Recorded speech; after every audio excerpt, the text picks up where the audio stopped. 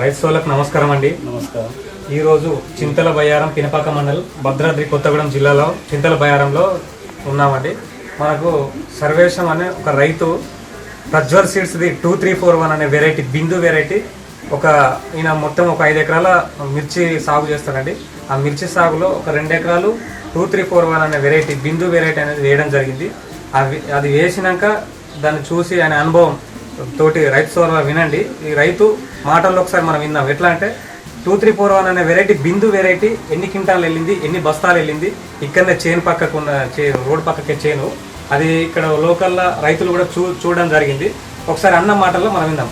అన్న నీ పేరన్నా? సర్వేశ్వర. మీరు ప్రజ్వల్ సీడ్ 2341 వేశారు కదా, ఏ పాట వేసారు? 2 ఎకరాలు వేసింది.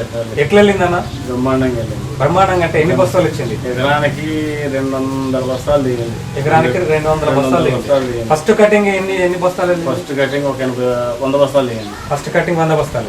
రెండో కోత 200 బస్తాలు దిగింది. మొత్తం ఎన్ని కోతలు కోసావు? 5 కోతలు కోసాం. 5 కోసాలు 5 కోతలు కోసాం. మొత్తం మీద 5 మొత్తం మీద 38 క్వింటాల దాకా వచ్చింది. 38 క్వింటాలు వచ్చింది ఒక ఎకరాన. 38 క్వింటాలు వచ్చింది. చూడండి రైతులారా, ఒక ఎకరాన 38 క్వింటాలు వచ్చింది. 38 క్వింటాలు వచ్చింది. అదర్ వెరైటీ ఎంత వచ్చింది అన్న? అదర్ వెరైటీ అది తగ్గింది. అదర్ వెరైటీ తగ్గింది.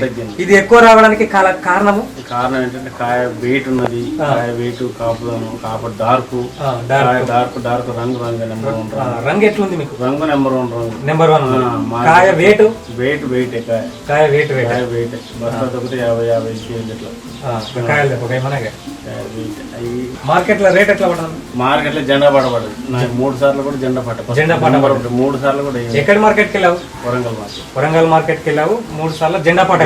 3 సార్లు కూడా జెండా పడదు. ఫైనల్ గా ఎట్లా అనుకుంటాను? 4వ కోత కాయలు 4 ఎకరాలు కొడితే 110 బస్తాలు అయింది. 4 ఎకరాలు బస్తాలు తొక్కుడు బస్తాలు 110 బస్తాలు అయింది. 4వ కోత ఒక ఎకరాలు మొత్తం 4 ఎకరాలకు 110 బస్తాలు. లాస్ట్ కోత 5 కోతలకు వచ్చింది. 5 కోతలకు వచ్చింది. 4వ కోత అయింది. 4వ కోత అయింది.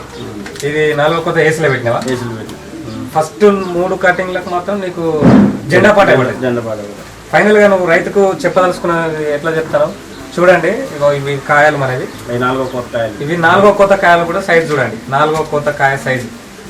4వ కోత కాయ సైజు తోడేమో తీసేసినామండి. 4వ కోత కాయలు ఇటు చూపెట్టు. ఫైనల్ గా రైతుకి ఏం చెప్పదలుచుకుంటాను?